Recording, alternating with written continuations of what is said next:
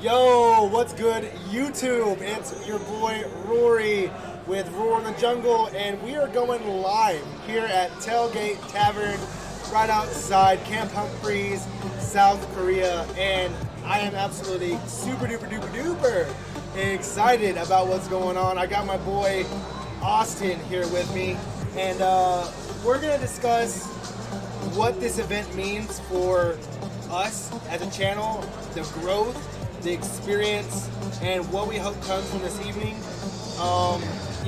It's a brand new thing for both of us. Neither one of us are super, used to doing live stuff. I know that you used to do karaoke and shit pretty regularly, but for me, talking in public is not a huge expertise of mine. Although I could talk to a fucking dead horse. So, Yeah. I mean, you give me a conversation, and I might go talk to it. But Austin, dude, how do you feel about what's going on right now? I think this is big, man. I think this is good. You're gonna have people out here, and even if you don't, at least it shows that you're doing something. Yeah. I'm happy to be here and help. Whatever it is we got going on, obviously. We spend enough time together already because we work out together, but this is happy to be a part of this. This is awesome. Yeah, I love dude. it. Like this is insane because I started this channel 5 months ago. I don't consider a month and a half of that because I wasn't really producing videos or really doing much because I had to go back to America, away from my studio, away from all my equipment because of the birth of my daughter. I was able to do short, like clippy videos, which was okay, but this is a totally different experience.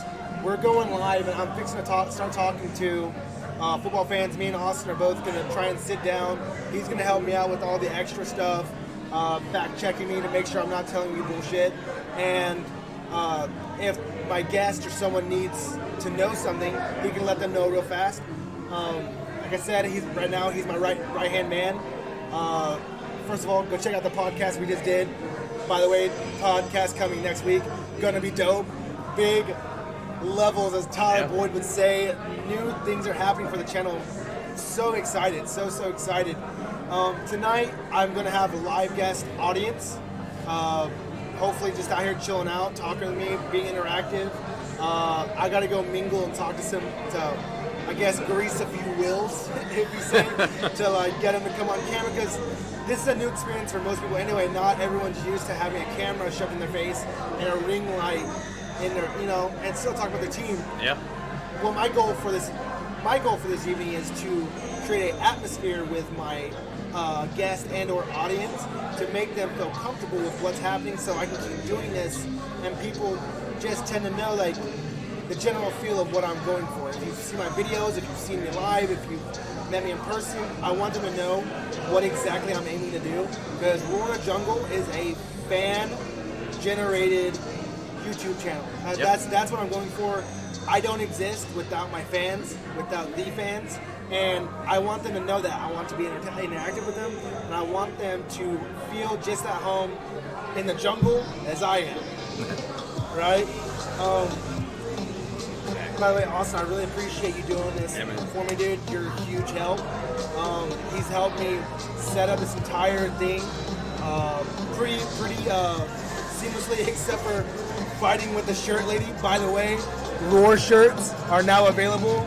Hopefully I get them to sell eventually. But,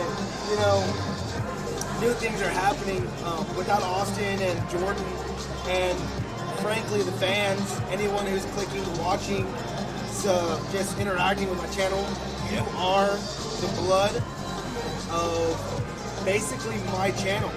You make it go. You're the reason why I do it, and I want to give you a voice or a roar per se to be able to voice your opinions, voice how you feel, and maybe one day that roar will echo into the front offices of whatever team you're rooting for and or supporting, whether that be NFL, NCAA, or in the future, who knows, we could do MMA, we could do whatever. Roar in the Jungle isn't just, I don't plan on it just being a football channel. That's what it is right now, because that's what we're comfortable with discussing, and in the future we could branch off into other stuff. I mean, why limit yourself on what you cover? Sure. I don't believe in limitations, really. I mean, of course, some people can only do certain things, but there's always a new avenue to explore it, in my I guess, in my opinion. Yeah. Yeah, dude. Austin. Let's do this, dude. Talk some football. Let's talk some football. Welcome to the Roar. Thank you so much. And let's get to the show.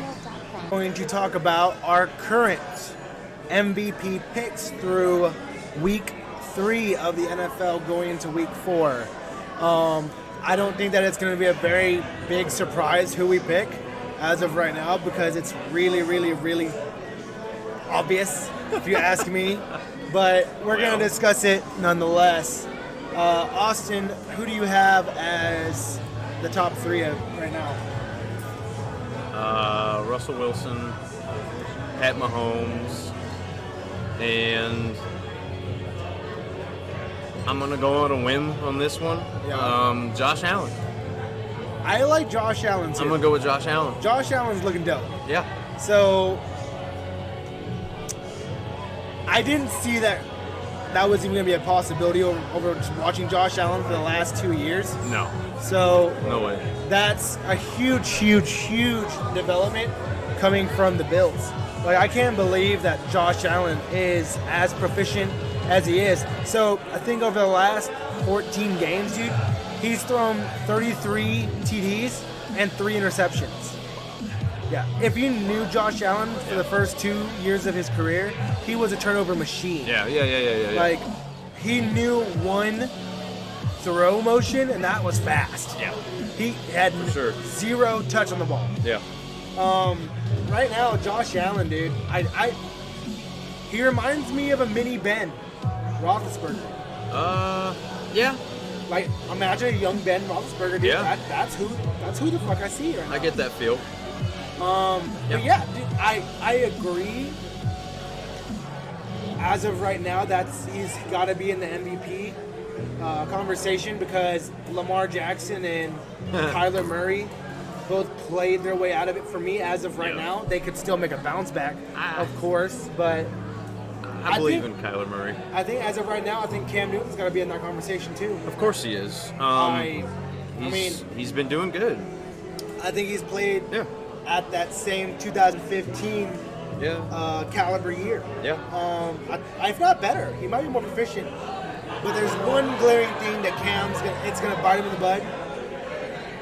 That's his accuracy with the football, his fundamentals. Yeah. You notice during that game against the Raiders, man, the balls thrown down the field stopped happening. Yeah. Because he was inaccurate on a lot of those throws. Yeah. They switched to a quick screen running game, a short pass, short yard passing game, and basically just outclocked the Raiders, dude. It's like a Drew Brees type, where they switched from deep ball to short passing games. Yeah, and Cam wasn't even that effective running the ball either. No. I mean, they're still 2-1, and they beat that living hell out of the Ravens. What was it? What was the week before who they played? The Rams? Seahawks. The Seahawks, when he tried to jump into the end zone from like the 4-3 yard line. Yeah, he tried to jump 12 feet. They just It's like, bro, just running outside. You have the edge. Yep. What are you looking at? Yeah. But nonetheless, Yeah. at this point, I think he's played right up there. Like I said, I told you before, I think there's that different calibers of MVP. I mean, of course, I'm with you, dude. Russell Wilson, Pat Mahomes, and right now, Aaron Rodgers. Really? That's why I said we're going to win, because I think Josh Allen can be in the top 3. I think so too. But this is through week 3. Yeah. Aaron Rodgers is playing like his hair's on fire, man. Yeah, he has stepped up his game. He's been playing really good. I'll give him that. Yep. I want to see what happens after this week. Okay. Because a lot will be said after this week. Yeah. Who's who. And I think so too. Like, I think we generally know what a team is capable of through For me, a good assessment a week for me is like 7. Yeah. Like that's when I know, like, oh, that's who these teams are. Really are. I mean, of course, you know who the bad teams are going to be. Of course. From the first 3 games. Well. And with this league, like we were talking about earlier, it's a pretty big. Yeah. It's a pretty big. Especially with injuries. Yeah. Well, also yes, injuries, but that happens every year. Yeah. And you gotta account for that. Yeah, dude. So I think that's my top. We go with the top 4. I go top 4. Top 4, top 5. We go top 4. Like, 'cause, like, to me, it's Russell Wilson. Yeah. Is MVP. And as of right now, yeah. Aaron Rodgers and Pat Mahomes are battling it out for that second place, and then there's Josh Allen, who is playing like the best quarterback coming out of that draft that year. Yeah. Of course, that was Lamar Jackson last year, but I think the NFL is catching up to him. Yeah, for sure. Lamar Jackson's definitely not. Yeah. And of course, he just won MVP last year, so. Yeah, we expected a decline. Well, I didn't expect a decline. I did. I just expected that the NFL would catch up to him like they always do with running quarterbacks. Oh yeah. I mean, it takes. They basically play one single scheme. Like during Lamar's first year where he got to the playoffs, the only thing the Chargers did was play like fucking, I think like 7 DBs, and just basically out athletic all of us. Right. And they couldn't do it. So that's Lamar Jackson's kryptonite. He's not juking out many DBs. Yeah. Yeah. He might juke out one, but he's gonna run into another one who's equally as athletic as he is. Of course. But yeah, MVP talk, definitely Russell Wilson's my number 1 as of right now. And is that the same for you, or do you have? Yeah, I would go with Russell Wilson right now. Yeah. He's playing lights out. But I think for me, Aaron Rodgers is on his tail. Right on his tail, for sure. Yeah. Yeah. So that was a good talk. Yeah.